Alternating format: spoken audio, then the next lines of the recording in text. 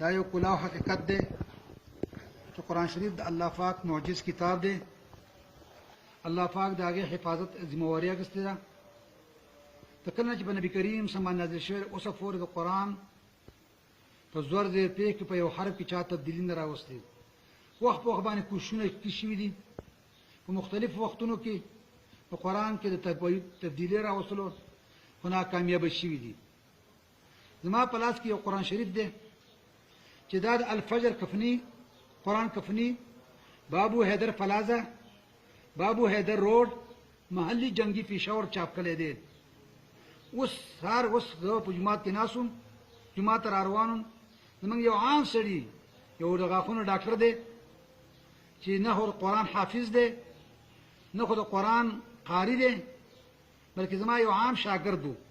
هغه ما ته قرآن شریف راوړ ډېر دردمندۍ سره چې مولوي صاحب ما له خوب نه راځي، بېګا مې دا قرآن شریف راغیستی دی. زموږ جومات ته چا راوړي دي، چا یې ښودي دي 12 قرآن شریفونه، خو ما په هغه کې تلاوت کولو. ما پکې به د یو وخت غلطیانې ولدلې.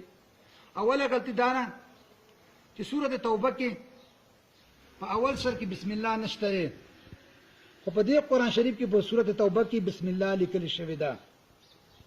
دویم چې هغه په دې یو وخت کې غلطي ونیوله، سورت یاسین شریف د هغې د وما لیلانه دویمه سپاره شروع کېږي.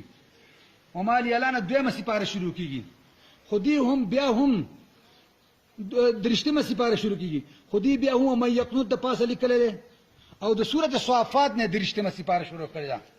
بله غټه غلا دې قرآن شریف کمپنۍ والا دا کړې ده چې دې ته کوم سرټیفیکیټ میلاو شوی دی، هغه د لاهور د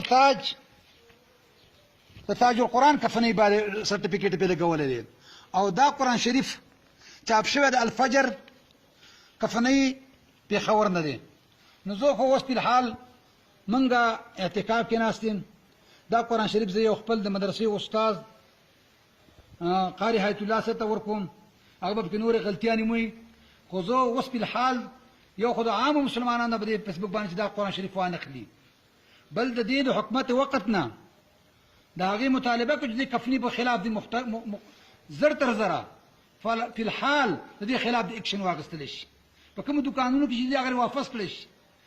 او علماو ته زما درخواست دی چې هغې د دې کې کفنۍ خلاف زر تر زره احتجاجات وکړي. موږ به نن باجوړ چې څومره علما دي هغه په دې خلاف احتجاجات وکړي.